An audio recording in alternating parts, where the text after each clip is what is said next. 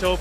Thank you for joining us and making us part of your podcast rotation. And of course, always with me every single week from flamesnation.ca, it's Mr. Robert Munich. Robert, how are we doing today?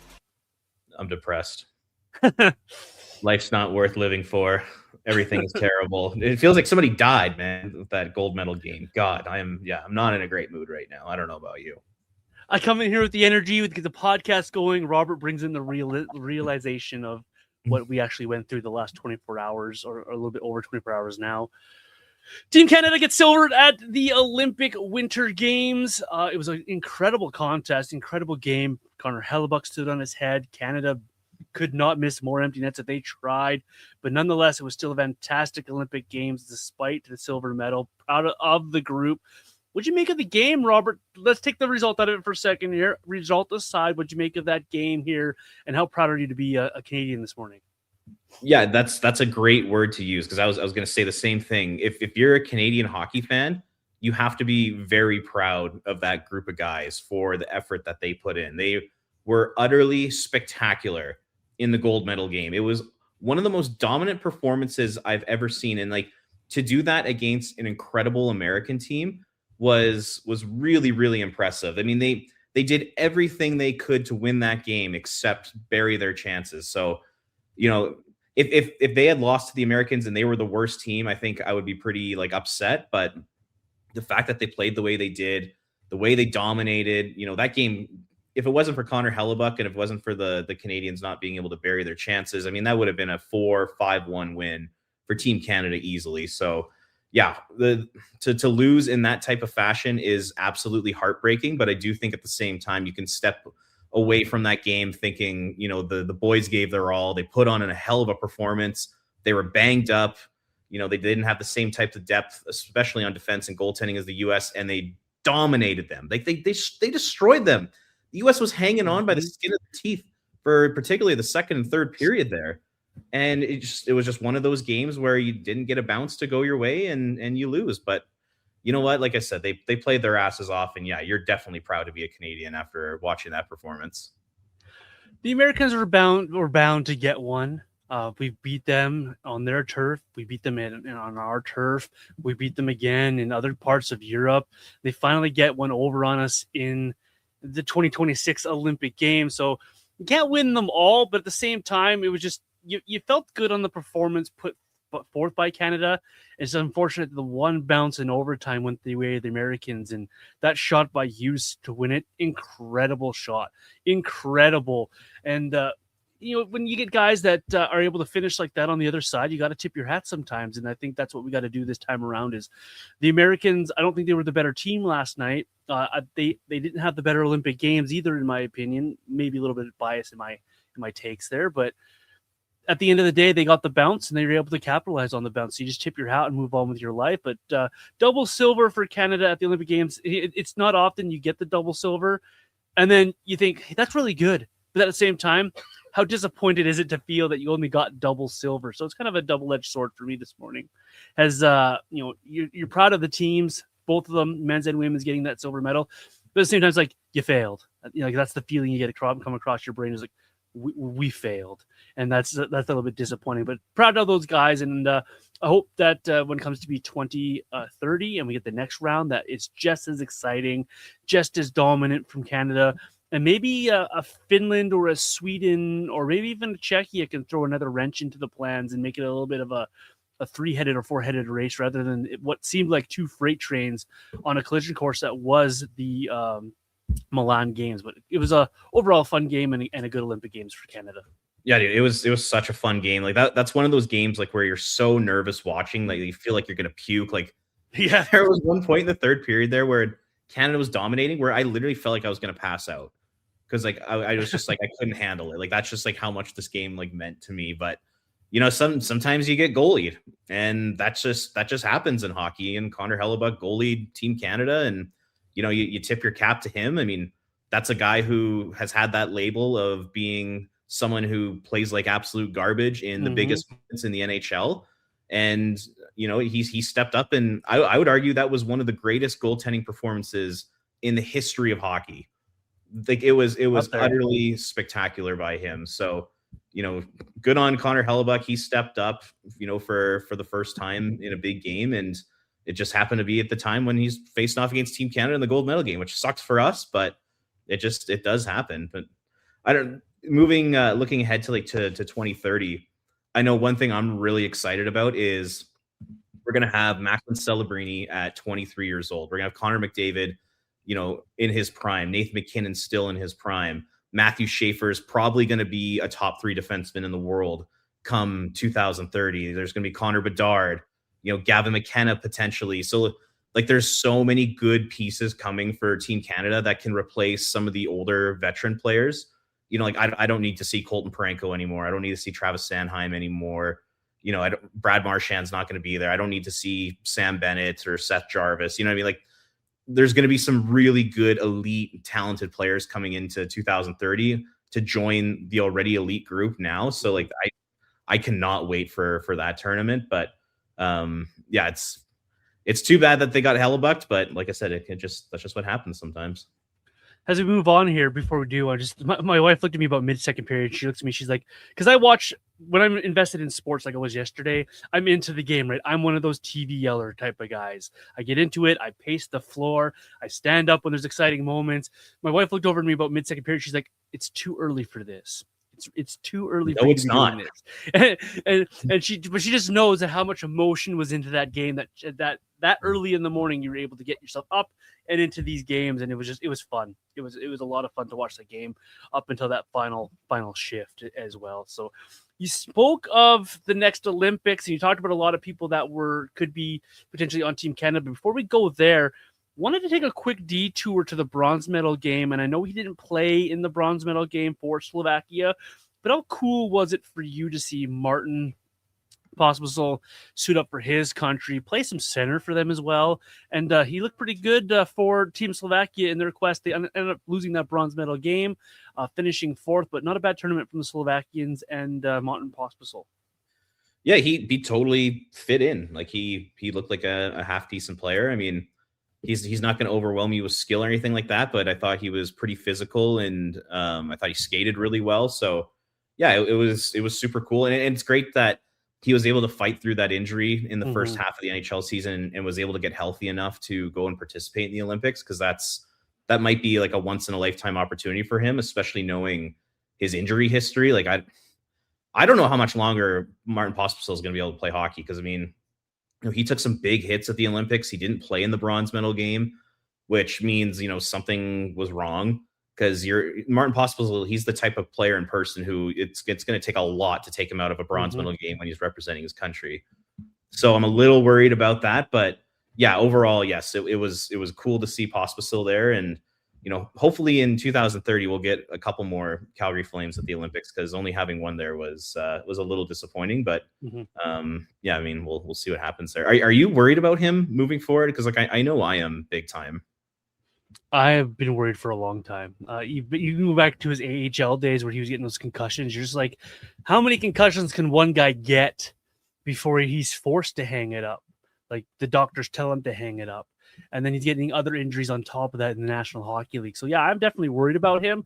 If we look ahead to 2030 games, you think Martin Pospisil, given the age that he is and what he's meant to Slovakia, he's almost a shoo-in for that team too.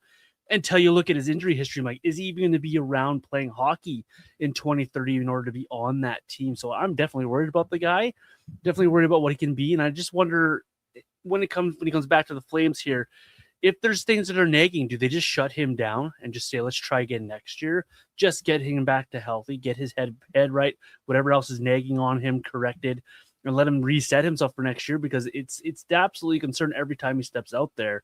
And I know we've seen other podcasts and guys like Rhett Warner said maybe he should just retire now because of the concern that's out there. So I think you'd be kidding yourself if you weren't concerned a little bit about the future of Martin Pospisil.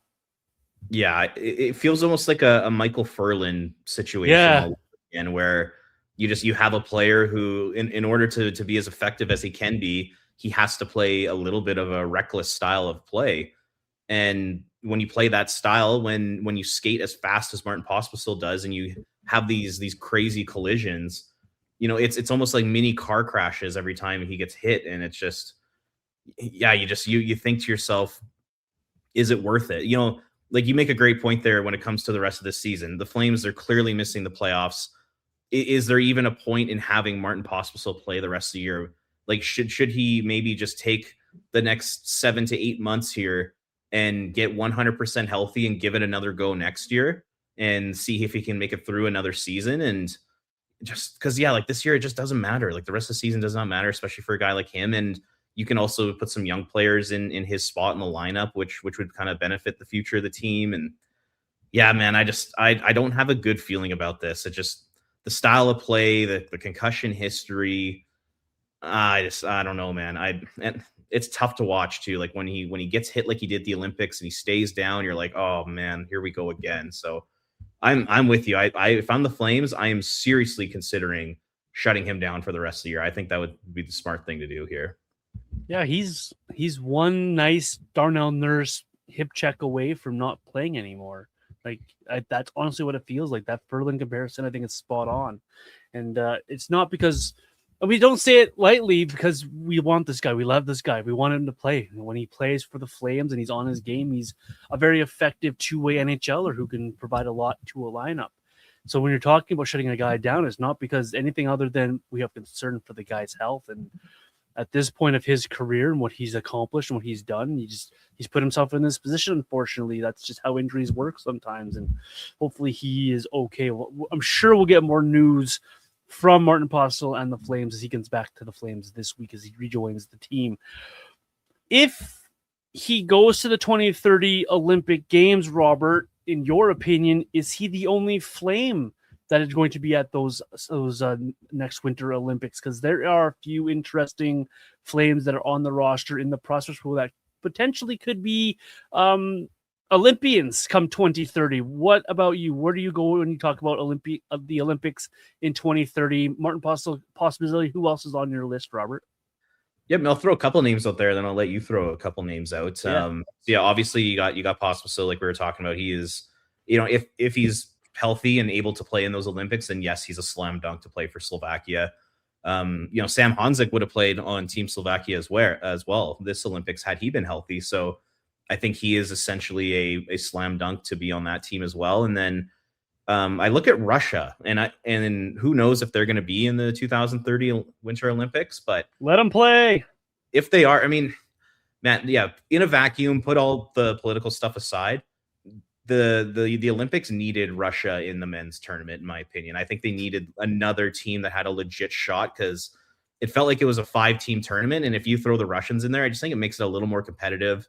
You take a France out of the equation and you replace it with a Russia, like all of a sudden the tournament becomes a lot more entertaining and a lot more competitive. So, hopefully all the bullshit going on over in Ukraine stops here soon and you can get the Russians back in there. But if they do play, I mean, I look at two guys on the Flames, Yan Kuznetsov, who, if you take a look at the Russian defenders, it's not a deep group of players. So if Kuznetsov can become that second pairing guy in Calgary, I think he could have a legit shot at making that team one day. And then Matvei Gridin as well. I really see like a 30 goal plus scorer for his potential long term in the NHL, and I could totally see him taking a spot in the Russian forward group in 2030 or 2034. I do see the high end talent there, and I think he can make a team like that. So I mean, those are a few guys that I'm looking at. I like it. I like that. I'm going to take some low hanging fruit. People are probably yelling at their phones already. Coronado and Dustin Wolf probably both in the possibilities for the USA, depending where they go. I know they're stacked for goaltending, but the projection of what Dustin Wolf can become in 4 years as he's hitting his prime years as a goaltender, what he can provide for the Flames might give him an edge over a guy like Jeremy Swayman or Jake Ottinger. Where's Hellebuck in 4 years? That type of a conversation. And Matt Coronado could put himself in the conversation by having a couple of really good seasons. Can he be a 30-goal scorer consistently? Put himself in that conversation to be on Team USA. And then I put a big question mark around Zane Paret because I know that's going to happen as well, that conversation. I don't know if he's likely to beat out a Makar or a Schaefer or even a Bouchard for a role in Team Canada, but he should be in the mix if he can progress himself over his career here. And then an interesting one for me is if the Flames get a top 3 pick and they pick Gavin McKenna, does he automatically become in the conversation as a guy Team Canada's looking at? Has the next guy, like they did with Celebrini, or like Bedard was in the mix this time around, those type of guys, does he get himself in the mix? As well, I also had, like you did, I had Honzik and Grid written down, and I just wonder as well, the last guy, this one will people probably raise their eyebrows at me though, but can Kevin Ball kind of pull what a Robin Regier did when he got selected for the Olympic Games? Can he put himself in the conversation to be the next so-called Pareko type role type of guy? And can he project himself that far down? It's a lofty expectation for a guy like Kevin Ball, but I don't think well, we see with his growth as a Flame, I don't think it's out of the question that he can potentially get that far down the list, be a seventh defenseman or an alternate defenseman on some list for Team Canada. So those are kind of guys that I'm looking at for the next Olympics as well. Yeah, in Canada, they've taken those like defensive specialists. I mean, you take a look at Mark-Edward Vlasic. Yep. They took him a couple times on Team Canada. Dan Hamhuis in 2014. Like you said, Colton Parayko, Travis Sanheim. I don't think Kevin Ball's all that far away from guys like that, especially if he continues to progress the way he has. So, yeah, I think that one's really smart. And going back to Parek, like you said, it seems like Team Canada, they don't like the idea of taking pure offensive defensemen. Yeah. So I think his chances are pretty slim to make the team, unless he just is utterly spectacular over the next 3 years. And I don't know if I see him getting to a Team Canada level. Like, I can see him being a really good offensive player, but like, if they didn't take a guy like Evan Bouchard, they're not going to take a Zane Parek, because Bouchard's at a level already where he's a point per game guy, and he's putting up some pretty ridiculous numbers. So Parek kind of seems a little far fetched for me. The only other person I think I throw in there is Adam Klapka for the Czechs. I don't know if he's going to be part of the Calgary Flames 4 years from now. He's one of those guys to me who's kind of on the edge of being like a full-time regular guy, part of like your next core moving forward, or somebody that you maybe want to move in a trade, maybe as part of a package, or if you want to bring in a draft pick if you don't see a long-term fit there. So, but if he is on the Flames in 2030, I think he's another possibility as well to play in the Olympics. He should have been on Czech this year. I do think the Czechs could have used his size, his physicality, and his skating as well. It's interesting that we went through this exercise, and we got a decent list of Flame players to watch out for, and neither of us mentioned Mackenzie Weegar. Now, do we buy into that maybe he's slowing down, and in 4 years is a completely different story, and he's probably too old for the Olympic Games? Can he get back, in your opinion, to being close to being in the conversation to say maybe he's the seventh defenseman, eighth defenseman on the Team Canada list? No, I think his time is up. I think his opportunity to make the team was either at Four Nations or this year. But, in 4 years from now, he's going to be 35 years old. And we've already seen him take a bit of a step back in his play, and just adding on top 4 years to what's already happening. I just can't see it happening. I really don't. I ask only because we saw what Drew Doughty brought, right? He brought to the Olympic Games this time around. Sure, he has a bit more experience than Weegar does, but as an older veteran defenseman that the team can kind of lean on for some leadership, just throwing some names out there. Just interesting conversation. I agree with you, by the way, on Weegar there. So Olympics over. Flames are back this week, which means, Robert, only one thing matters. The fast-paced Flames action is back. And lots of the Flames trade speculation starts to kick off again this week. The trade freeze has lifted, so teams are free to make a move. So expect to hear lots of rumors coming down this week as we head towards the March 6th trade deadline. So let's play GM, Robert. Let's play GM, but let's keep the main names out of it. The Colemans, the Kadris, those guys probably going to get traded, those type of moves. Let's come up with some trades here, Robert, of maybe players we're not thinking of, and who we would trade here. Do you have a dark horse that not Team Canada? See, I'm so much in the Olympics in my brain still. Maybe Team Canada does trade for a player like this. I don't know. Is there a guy out there that the Flames should be looking at to trade that's on your radar that may not be on everyone else's radar? So I came up with some trades for Coleman and Kadri, so maybe we'll do that after. But yeah, absolutely. If I were to take a look at like a dark horse trade candidate, One guy I'm interested in what the Flames view his future as with the team is Connor Zary. I know we talked about Zary a few weeks ago, and I think we both agreed that like you want to give him another try. You want to at least see what he can do up until he becomes a pending RFA at the end of his contract there.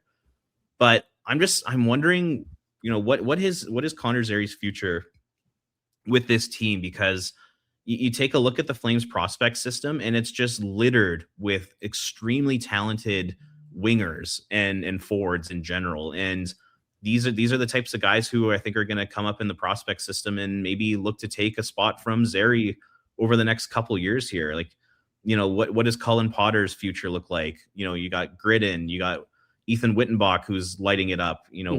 What's he going to look like?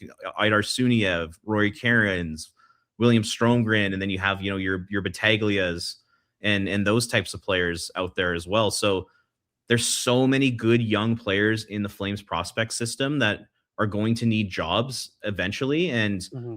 I just wonder, where the spots are going to come from, and if one of the spots is going to be Connor Zary. So, I don't think they're going to move him this year, but if there's the potential to move up in the draft, could he be a piece that you package with your first round pick and another pick, and then you throw Zary in the mix to help you move up? Is there an opportunity? Say there's a good young player that becomes available via trade. Do you use Connor Zary in a package to try and acquire a guy like that? Like, those are the types of things I'm starting to wonder about here, because I'm just, based off what I've seen this year, I just don't know what exactly his future is with the team, and I don't really know what exactly his role is with the team. And I don't know, when I picture the Calgary Flames 3 to 6 years from now, and they're starting to become a contender and all that kind of stuff, I just don't know where I see Connor Zary fitting in with this group. So that's kind of one name I'm really interested to see what happens with over the next couple of years. I went the same line of thinking you did. I went straight to the wing, right? Because the Flames, you're not trading away your centers. You're not trading away those guys unless you have to, like a Kadri. You're just starting now to build a nice defensive base. So I went right to the wingers myself. Zary was on my list, and I also put Klapka and Pospisil with the question mark beside Pospisil with his injury, of course, as well. Because you just mentioned a whole bunch of reasons why and a whole bunch of players of who's coming and what's coming up behind these guys. There are guys hunting for the jobs of the guys that are currently there, and the guys currently here aren't getting the job done. So those jobs are open. Those jobs are available. So Connor Zary or Adam Klapka are going to continually have to earn their jobs and to keep their jobs, because there's a ton of guys coming for the Flames, and that's a good thing. Internal competition I'm a big fan of. So that's where I go as well, Robert. So I'm not going to spend too much more time on that, because you listed all the great reasons why. Like, it's interesting because Connor Zary could be that answer and could be that player the Flames need to help the next iteration of this group go forward. He could be part of the solution in the future here, but at the same time, he definitely could be that missing link, that missing piece in a trade to say get themselves that second line center or a right side winger that's an elite talent that helps push them over the edge. So there are those options out there for the Flames, and so I think it's a wise conversation and to keep the mind open that, hey, it might just go beyond Blake Coleman, go beyond Nazem Kadri, go beyond maybe trading a Joe Hanley or a Braden Pahala. There could be another move, whether it's in the offseason, at the draft, or at this trade deadline. So I'm right there with you, Robert. I read my notes wrong when I started on that dark horse side. I skipped over the part where we were going to come up with some hypothetical trades here. So let's circle back to that, Robert. Where do you want to begin? Coleman, Kadri, where do you want to begin here with these hypothetical trades? Yeah, I'll start with Coleman, because you listen. When it comes to like Flames insiders, it's basically like Pat Steinberg, and that's it in the city. Yeah, pretty much. And whenever you listen to him talk recently, he's always saying that like he thinks it's like a 95% chance that Coleman's going. So, when he says something like that, I think you have to listen. So I'll start with Blake Coleman, and I was looking around the league, and this is a team that I don't think a lot of people have talked about when it comes to Coleman, but I think he is a perfect fit for the Carolina Hurricanes. Love it. So my trade proposal would be Blake Coleman to Carolina for Dallas's 2026 first round pick that they got in the Rantanen trade. And the reason I think Coleman's a perfect fit there is, number one, he plays the Carolina Hurricanes style of hockey. The guy is like a ruthless forechecker. He's physical, he's fast, he's tenacious, and he plays really good defense. And I just think he fits the exact style of play that the Hurricanes play. He's got another year in his deal, and the Hurricanes, they're not the type of team that usually spends a ton of money on rentals. They usually try to, if they're going to spend a first round pick, they're going to try to get, a few playoff runs out of a guy.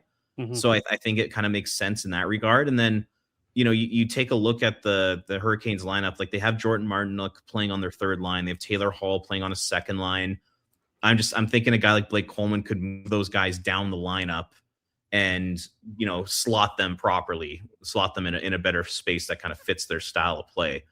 And they have a ton of cap space. They can take on Blake Coleman's contract. And the only thing that would give me pause when talking about this is, I think the Hurricanes, they're probably going to be looking to make like a grand slam home run type of trade here. I think they really want to add a high-end talent like they tried with Mikko Rantanen last year. And obviously Blake Coleman's not that type of player. So I'm almost wondering, would they even want to spend their first round pick on a guy like Coleman? But I really think he's a perfect fit. And, he brings the championship pedigree, the leadership, the penalty killing, all that kind of stuff. Like, he brings a lot to the table that could help the Hurricanes win. So yeah, I'm going Blake Coleman to Carolina for a first round pick that's owned by Dallas. That's kind of my first one. I too went with a team that isn't being talked about a lot. Like, a lot of people are drawing the straight to Dallas thing, which I understand and I get. Some people have done it to the Montreal Canadiens as well, but I went to a team who's I think surprised a lot of teams this year, have surprised a lot of people. They're near the top of their division. They're challenging a really good Stanley Cup contender in Tampa Bay. I went with Detroit, and I went with the exact same deal you just went with, Robert. Just Detroit's first round draft pick for Blake Coleman. For a lot of the reasons you mentioned the Hurricanes need, Blake Coleman fits Detroit's needs. He's a guy who's been there, done that. He's a guy who could slot right there in their middle six for them, elevate that lineup, take a little bit of pressure off other guys. He's going to add it onto their penalty kill, of course, and onto their power plays if he gets on those as well. And he's going to allow what I think is an underrated term, slotting. He's going to allow the slotting in Detroit to work out a little bit better for that group, put guys in proper positions so no one's playing above their skis, sort of say. And I think he fits the style of game that Detroit likes to play. He can skate very, very well for his age. He can play with the mucks, or he can play the let's play on the outside and pass it around game. So he does a lot of good things that fits what Detroit's trying to do. And I think he's an Yzerman type player. And then Yzerman as well is also part of that management group that knows him from Tampa Bay. So kind of a little bit of a back door there for me as well. So I have Blake Coleman, very similar to you, first round draft pick to the Detroit Red Wings. I like that one. And Detroit, this is what, the first time in 9 years that they're probably going to make the playoffs, and they're going to want to do some damage, and they need some guys who have been there and done that. And I know they have a guy like Patrick Kane who's won 3 cups, but can never hurt to add another Stanley Cup champion and some leadership to a group like that. So no, I like that one a lot. Go ahead. I was going to move on to Nazem Kadri. Do you have anything left on Blake Coleman? No, I was just going to say, if Blake Coleman is moved, I don't think a first-round draft pick or equivalent is that big out of the question. So we hear that from Flames talk all the time. So I think any of these teams that we mentioned, Detroit or Carolina, Montreal, Dallas, so on and so forth, a first-round draft pick is probably going to be the ask. And if the Flames don't get a first round for Blake Coleman, that prospect better be damn good. Yeah, 100%. And then I'll start with the Kadri trade. So, looking around the league, I actually don't think there's a ton of teams out there that could kind of make this deal work. But one of them that I saw that, once again, I don't think a lot of people are talking about is the LA Kings. I think Kadri could be a pretty good fit in LA. So I'm going Kadri to the Kings for a 2026 first round pick, a 4th round pick, and Warren Fogle, because you got to make the money work. So you got to take on a guy like Fogle. So, LA, they're pushing to win now. They have the salary cap space, especially after Kevin Fiala went down with that season-ending injury. Anze Kopitar is going to be off the books next year. You take Fogle off the books. Kuzmenko is going to be off the books next year, so they can make the money work. and they need to add a top 6 center for the next few years with Kopitar retiring. They need to find someone who can take those types of minutes. You take a look at their center group right now, and it's honestly, it's not that deep. I mean, you got Quentin Byfield, and then you got like Alex Laferriere, who's, I don't think that's an ideal person that you want playing center, like Alex Turcotte, Samuel Hellenius. Like, there's not that many good centers there right now. So they could definitely use an upgrade there. And I think Kadri would be a really good fit. I think he'd be willing to go there. Kadri seems like the kind of guy who'd love to live in a place like LA. Great weather. The team is good. I don't think it's necessarily a cup favorite, but I think they're good and a playoff team. So I think that could be a pretty decent fit here for the Flames and Kadri. And then when it comes to Warren Foegele, I mean, that's a guy that you can just put in the Flames lineup and try to build his value and maybe move him at the deadline this year or at some point next season. I think it makes a lot of sense to look at a team like LA for Kadri. So yeah, Kadri to LA for a 2026 first, a 4th round pick, and Warren Foegele. That's what I'm thinking. Warren Foegele is an interesting name you add in there. I know you got to make the money work, but that's a nice little. Hey, he's a kind of a Blake Coleman light type player that it could slot in that bottom 6 for the Flames as well, and be a useful player as they rejiggered some things around. That's an interesting name for you. Interesting one. I'm going to the well on this one. I don't care. I'm going to go straight to the well. We've heard a lot of rumors of places that Kadri could go, and I know Montreal's already made a move for Danault, but Kadri to Montreal just for me makes a lot of sense. Again, the slotting thing works out very well. A place he's willing to go. It's the Flames are trying to play nice. That's a little nice place for him to go that he likes to go to or willing to go to. They have prospects. They have picks. So I would send Nazem Kadri to Montreal. You got to make the money work, and that's where I have stumbled myself looking up and down this roster. There's not a lot of money you can bring back if you're the Flames. So I'm going to do the trade that was long rumored for the Flames a long time. I'm going to do it. I'm going to bring back Josh Anderson, a 1st round draft pick and a 4th, much similar to your trade. Makes the money work, helps Montreal out, gives them another center behind Suzuki, allows them to have that flexibility there. They get out from underneath the Josh Anderson contract. Flames, with all the cap space in the world right now, have no problem bringing that contract in. And they get paid for it. They get paid that 4th on top of the 1st round draft pick to bring that contract in. And Josh Anderson he's an okay player. Like, he's fine. He's a guy, and he'll do whatever with the Flames if that's who they bring in here. But that's the kind of deal I'm looking at as well for Nazem Kadri, a player to make the money work and a couple of draft picks. So I have him to Montreal. I went low hanging fruit there, Robert. Yeah, I mean that's they've been kind of connected together for a long time, and it makes a lot of sense. And the only other guy you can maybe throw in the mix for making the money work might be Patrick Laine. He's only got he's a pending UFA this year, but he is hurt, so I don't really know how that would work. And I'm just looking on Puckpedia. He's got a 10-team no trade list. I can almost guarantee Calgary would be on that list. So you'd have to convince him to waive. So that might make things pretty complicated. But no, I like that one. I think it's a pretty decent fit for the Canadians, and they're going for it. I mean, they might as well.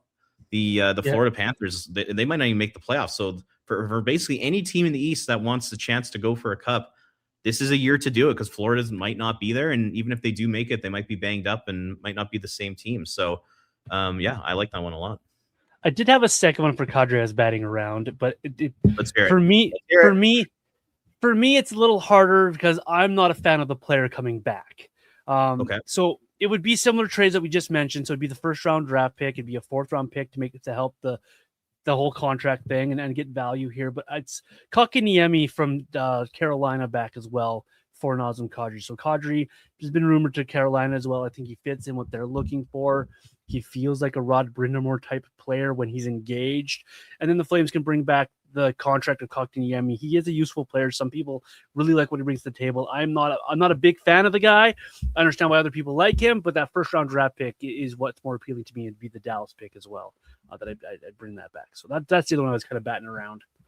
The only issue with Kotkaniemi is he's got 4 years left after this year. Yes. So it's a big commitment. He's making just shy of $5 million. So yeah, it's a pretty large commitment if you're gonna try to make that work. And you take a look at his stats the last couple of years, 36 points in 79 games. He had 50 points that's penalty minutes, 33 points in 78 games. This year, only 9 points in 36 games. So, yeah, I mean, I think you'd probably be wanting to take back a lot more for taking on the Kotkaniemi contract, because that contract's looking like a bit of a mess right now for the Hurricanes. I can almost guarantee that they would love to get out of that deal. Some people like the guy. Some think he's a center to some people, and they think he can play up and on the eyes. I find his game's too lackadaisical. He's not tough enough when it gets to be tough. And like you mentioned, that contract's a lot to swallow. But I was trying to make that one work for the Canes, which is why I went with the Montreal one. But it was just interesting that I thought I'd bet that off you for a second. Do you have any more trade proposals for the National Hockey League out there? I wonder if you have a Joel Hanley one picked out, or if there's a guy that we're not talking about that you had one picked out for. Anything else there for the trade front for the Flames? Yeah, I do have a Hanley one. It's not very exciting, but yes, it because is. I'm always a huge exciting. nerd. These are the best. Because I'm a huge nerd, I decided to come up with a Joel Hanley one. So I'm going Joel Hanley to the Detroit Red Wings for a 4th round pick. And the main reason I'm looking at that is the left side of the Red Wings defense is a little bit of a mess. Like as of right now, and now this doesn't include Simon Edvinsson, who's normally in the lineup, but I think he's injured. But as of right now, the left side of the Detroit defense features Jacob Bernard-Docker, Ben Sherratt, and Albert Johansson.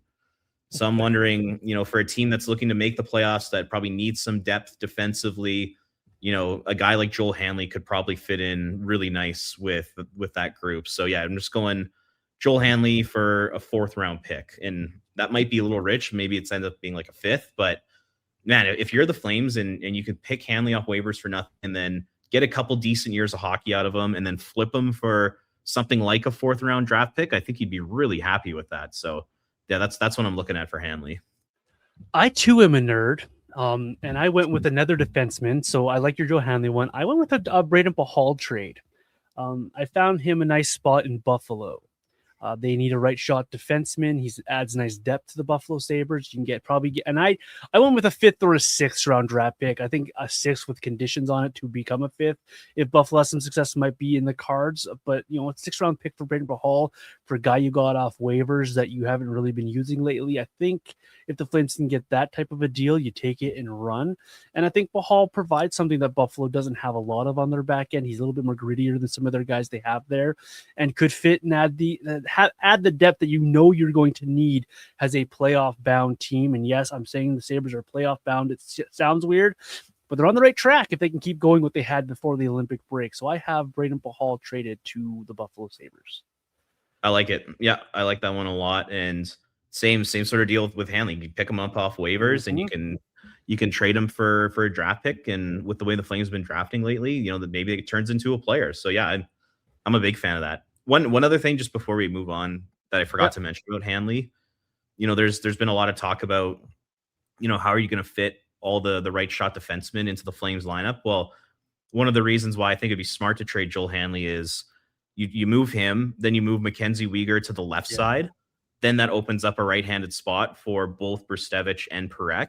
And then all of a sudden you're able to fit every single body into the Flames decor there. So I think from that perspective, it makes a lot of sense too. So, yeah, man, if the Flames could make these deals, all of a sudden, you get potentially a 1st round pick for Blake Coleman. You potentially get a 1st round pick for Nazem Kadri.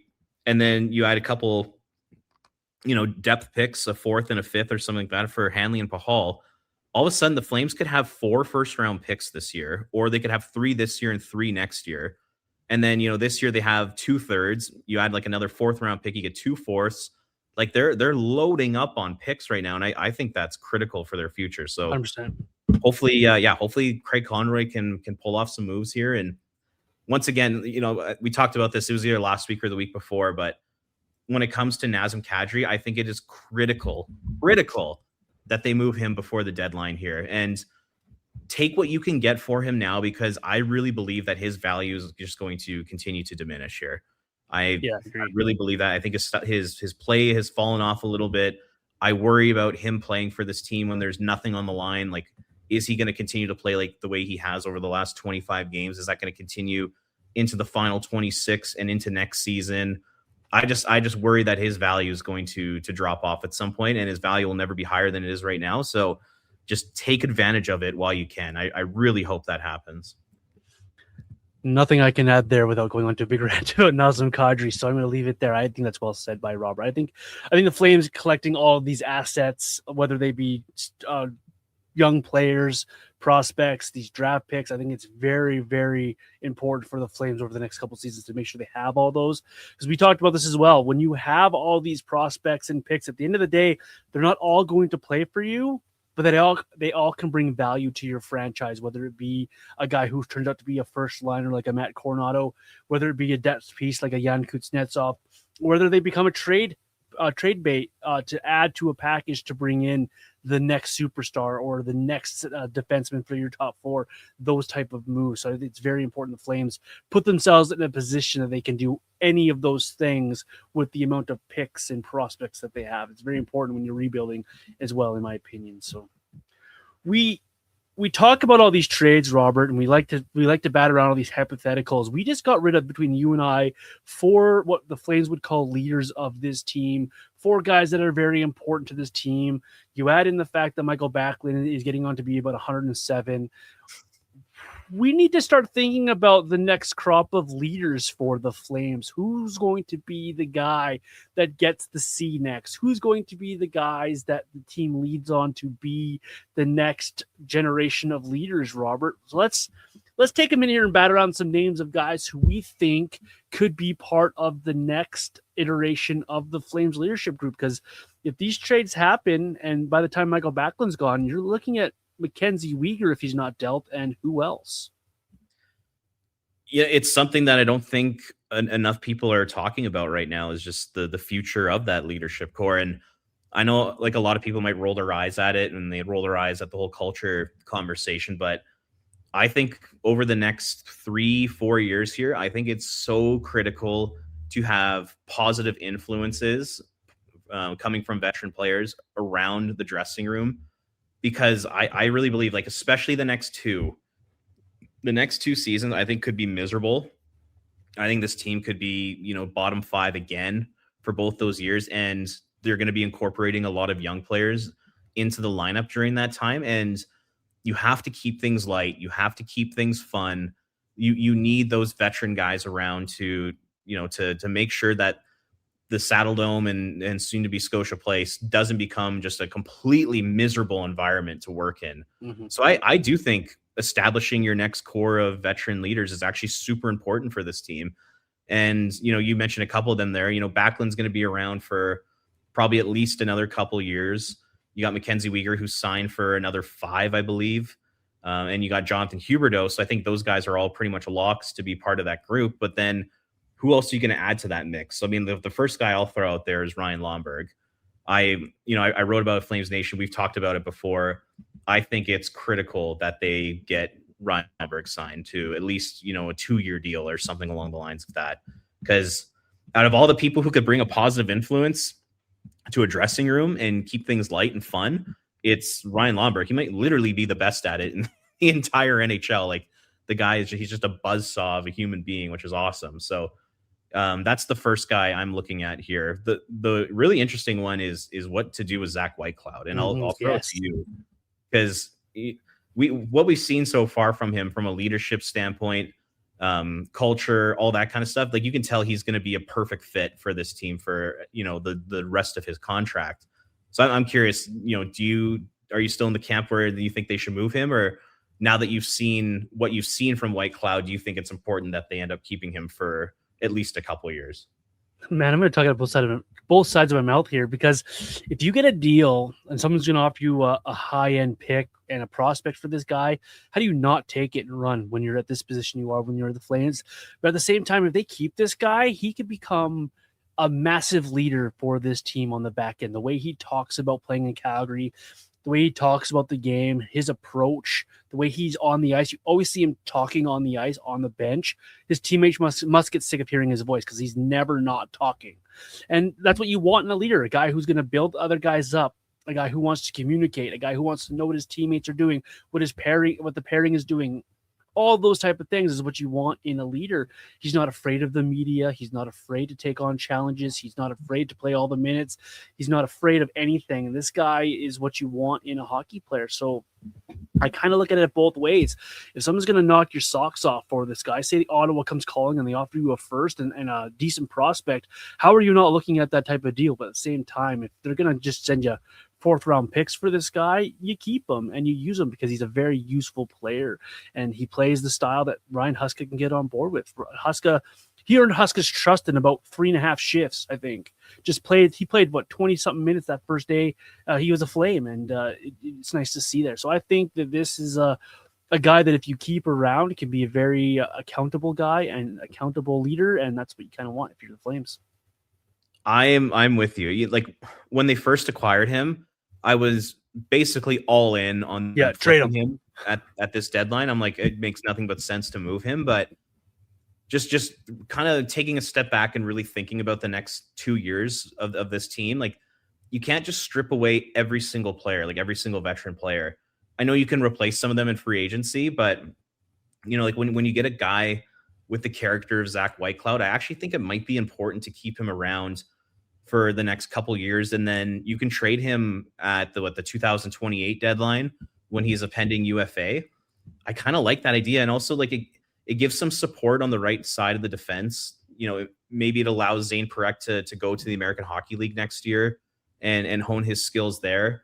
It's good to have someone like a veteran voice there for guys like Brstevich and Kuznetsov and Parekh. So like the more I think about it, the more I'm convinced that I think they should keep Zach Whitecloud, and I think they should make him like a pretty big time member of this leadership team moving forward.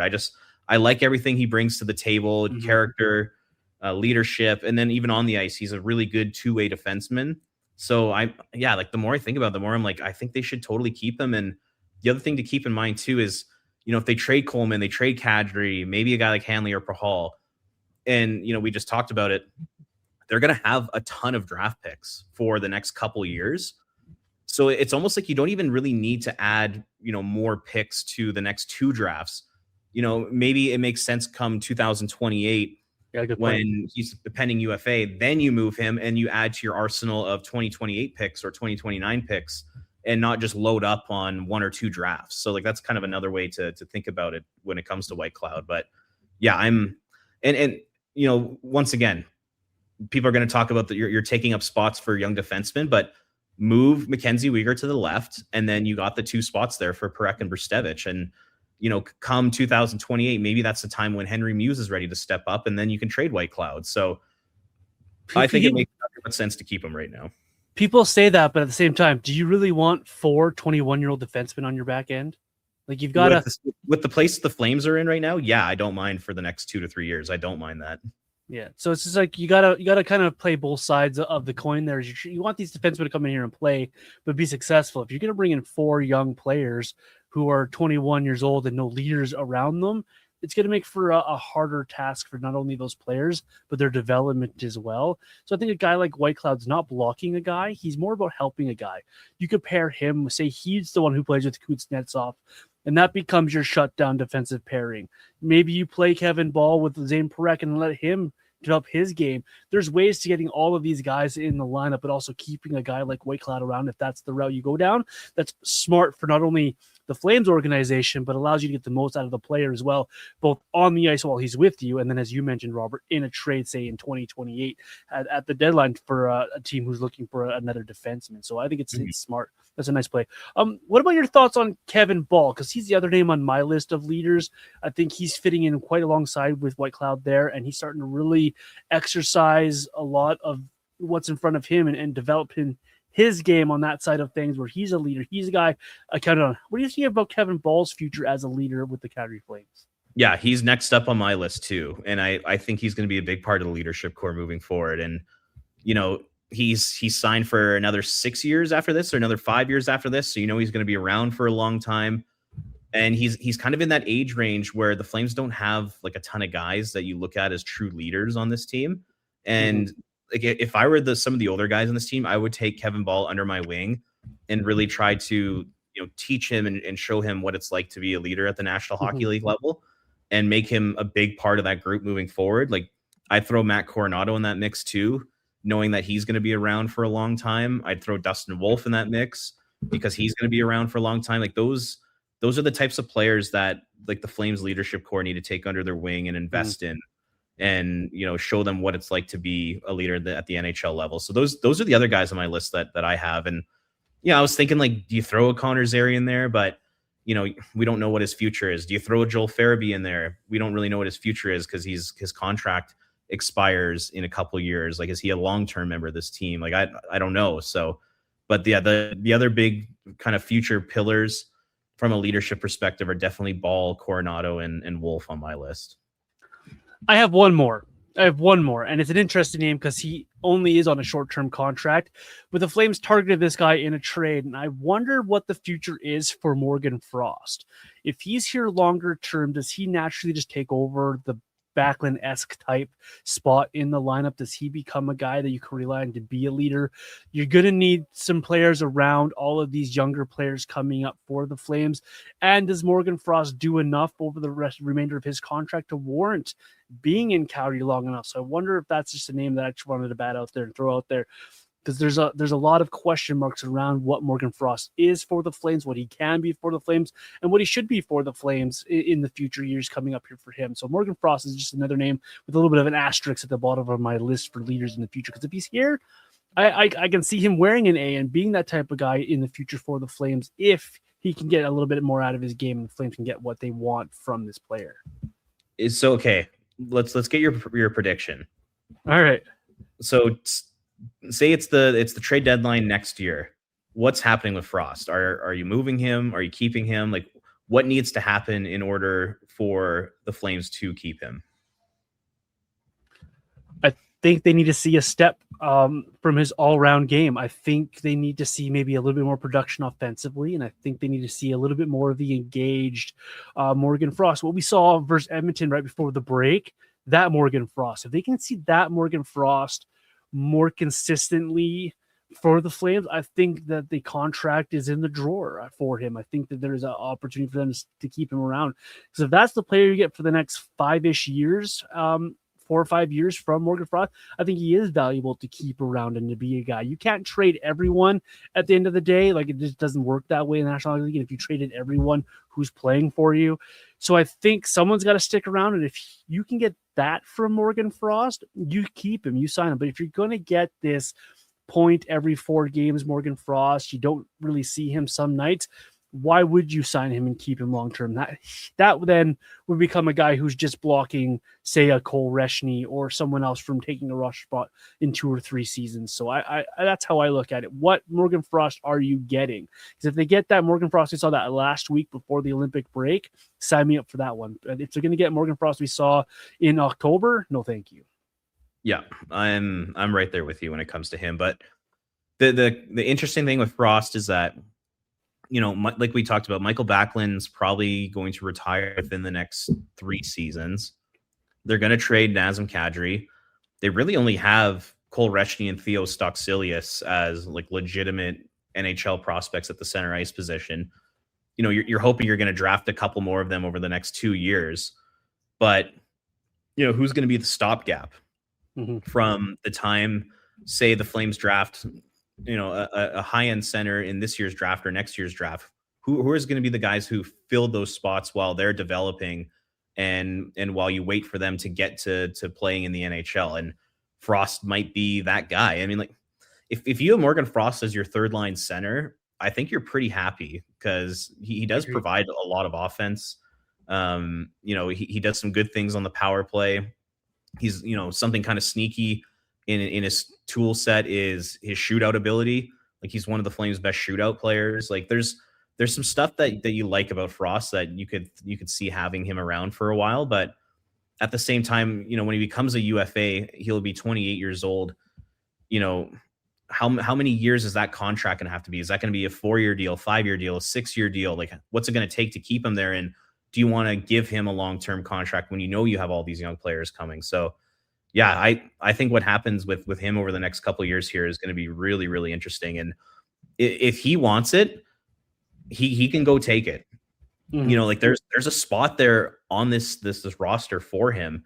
And if he continues, like you said, if he continues to step up and play well, like he did against the Oilers, and win a ton of faceoffs and be, around a 50-point player, all of a sudden, yeah, you got a pretty valuable piece in your organization. But if he continues to be super inconsistent and struggle defensively and only put up around a 30 to 35 point pace, then I don't even think you want to keep him for the long term. So the next year, like probably the next calendar year here, is massive for the future of Morgan Frost and his earning potential. So yeah, seeing what happens with him is going to be super, super interesting. It is. I was looking forward to seeing how that plays out, as well as a lot of things. The Flames back in action this week as they kick off the next part of the season. They had that California road trip coming up. Robert, excited to watch those games. Tell the folks what's coming up from you on flamesnation.ca, where they can find you and your work. Yeah, well, you know what? Thank God those crappy Olympics are over. We can finally get back to watching Flames hockey, watching number one center Michael Backlund go to town. Can't wait for that. Yeah, just kind of back to normal sort of coverage here of Flames Nation. So yeah, looking forward to that, and not looking forward to the California road trip. For some reason, I never liked the California road trip. Well, it's like the late start times, just the teams are going up against, like, it's good that Anaheim's good now, but like sometimes those games in San Jose and LA can be a little boring, and you're up till like 11 o'clock at night watching this stuff. So hopefully the Flames can put on a decent show for us. The nice thing about this California road trip, though, Robert, is Saturday's game's 5 o'clock and Sunday's game 6 o'clock. So they're not like the 8:30s we get sometimes during the week, because those are the ones that make my life a living hell, because I'm up at 4 o'clock in the morning for work. So I really hate those ones. So I'm thankful for that side of things. I'm thankful to watch guys like Celebrini and other guys that are on that road trip that we're going to see here. Not so much some of the Flames we're going to see, but that's another thing coming as well. He's Ring of Fire CGY across social media. I'm Vintage Johnny 84, and of course the show Red Mile Rundown, wherever you like to get your socials from. And thank you for following us alongside the podcast on whatever platform you choose to listen to us on. We genuinely appreciate it. Enjoy the games this week, Robert, as we get back to action. There's lots to talk about next week on the podcast as well. And hope for maybe some trades between now and then. But until then, enjoy the week, enjoy the hockey, and we'll see you next week.